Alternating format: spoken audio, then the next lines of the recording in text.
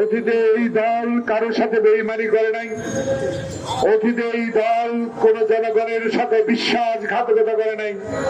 তারই প্রমাণ আজকে তারেক রহমানের প্রতি মানুষের যে আস্থা বিগত দিনে সৃষ্টি হয়েছে, তারই প্রমাণ ৭১ সালে যেই দেশের স্বাধীনতা ঘোষণা করার পক্ষে একটি লোক খুঁজে পায় নাই, সেই শহীদ প্রেসিডেন্ট জিয়াউর রহমান স্বাধীনতা ঘোষণা করেছিলেন।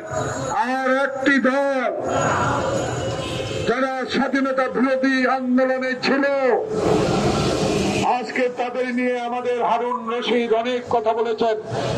আমি শুধু একটা কথা বলে এদের বিষয়ে কথা শেষ করতে চাই। গাছে গাছে বন্ধুত্ব হলে বাগান বাড়ে, গাছের সাথে পর গাছা বন্ধুত্ব হলে পরিবেশ নষ্ট হয়। আর কিছু বলতে চাই না, শুধু হুঁশিয়ার করে দিতে বলে চাই। কিসের ইঙ্গিত বহন করছেন আপনারা?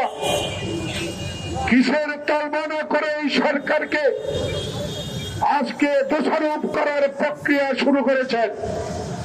আমি আব্দুল সালাম আজাদের একটি কথা দিয়ে শুরু করতে চাই। বাংলাদেশ জাতীয়তাবাদীর শক্তি এখনো রাস্তায়। জাতীয়তাবাদী শক্তি গণতন্ত্রের সপক্ষের নয়, জাতীয়তাবাদী শক্তির মানুষ গণতন্ত্রের সপক্ষে কথা বলার মানুষ। তাই আজকে আমরা আপনাদেরকে অভয় দিতে পারি, এই সরকার ডক্টর প্রফেসর মোহাম্মদ ইউনূস বাংলাদেশের একজন গ্রহণযোগ্য ব্যক্তি। সেদিন জুলাই আগস্টের বিপ্লবের পরে জনগণ ছাত্র জনতার বিশ্বাস